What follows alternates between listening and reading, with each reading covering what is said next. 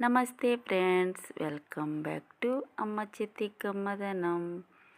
నేను చేసిన రెసిపీ చుక్క కూర టమోటో కర్రీ చేశాను. వేడి వేడి అన్నంలో ఈ చుక్క కూర టమోటో కర్రీ వేసుకుని తింటే టేస్ట్ సూపర్గా ఉంది.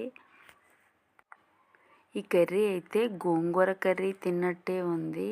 పుల్ల పుల్లగా టేస్ట్ చాలా బాగుంది చుక్క కూర టమోటో కర్రీ. ఓకే అండి, ఇంకెందుకు లేటు, రెసిపీలోకి వెళ్ళిపోదాము. ఒక కట్ట చుక్క కూరని తీసుకుని నీట్గా క్లీన్ చేసుకుని ఇలా పీసుల్లా కట్ చేసి పెట్టుకోవాలి. 2 టమోటాలు కట్ చేసి పెట్టుకోవాలి. 3 పచ్చిమిర్చి కట్ చేసి పెట్టుకోవాలి. 2 ఆనియన్స్ కట్ చేసి పెట్టుకోవాలి.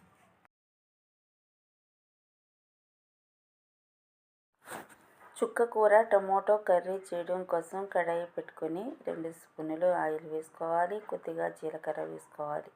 జీలకర్ర అంతా ఫ్రై అయిన తర్వాత కట్ చేసుకున్న ఆనియన్స్ వేసుకుని ఫ్రై చేసుకోవాలి.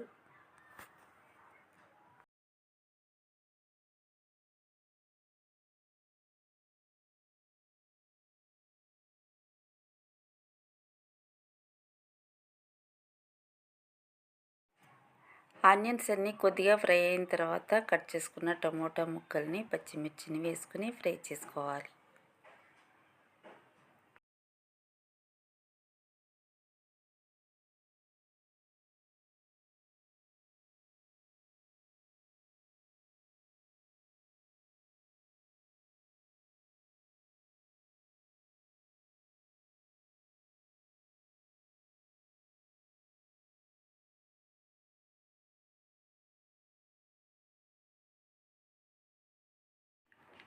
ఉల్లిపాయలు టమాటాలు ఇలా లైట్గా కుక్ అయిన తర్వాత ఇప్పుడు కట్ చేసి పెట్టుకున్న చుక్క కూరని వేసుకోవాలి. ఈ చుక్క కూర అయితే పప్పు చుక్క కూర కర్రీ కూడా చేసుకోవచ్చు.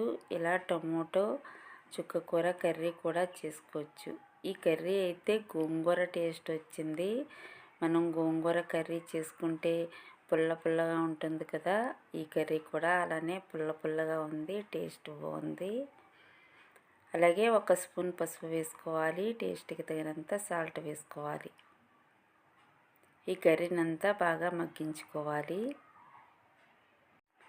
చూడండి, చుక్క కూర అయితే బాగా కుక్ అయింది కదా. ఇప్పుడు 1 స్పూన్ కారం వేసుకోవాలి. ఈ కర్రీని అంతా ఒకసారి మిక్స్ చేసుకుని సిమ్లో పెట్టుకుని కుక్ చేసుకోవాలి. ఈ చుక్క కూర కర్రీ అయితే త్వరగా కుక్ అయిపోతుంది. హైలో పెట్టకుండా సిమ్లో పెట్టుకుని కుక్ చేసుకోవాలి, లేదంటే అడుగంటేస్తుంది. ఇప్పుడైతే మూత పెట్టుకుని కుక్ చేసుకోవాలి. ఓకే, చూడండి, చుక్క కూర కర్రీ అయితే రెడీ అయిపోయింది. చూడడానికి గోంగూర కర్రీలే ఉంది, తినడానికి కూడా గోంగూర కర్రీలేనే ఉంది. పుల్ల పుల్లగా చాలా చాలా టేస్టీగా ఉంది. ఈ చుక్క కూర అయితే పప్పులోనే కాకుండా ఇలా టమోటో వేసుకుని కర్రీ చేసుకుంటే టేస్ట్ బాగుంటుంది. ఇలా ఒకసారి ఎప్పుడు ట్రై చేయకపోతే ట్రై చేసి చూడండి. వేడి వేడి అన్నంలో ఇలా చుక్క కూర టమోటో కర్రీ వేసుకుని తింటే టేస్ట్ చాలా చాలా బాగుంది.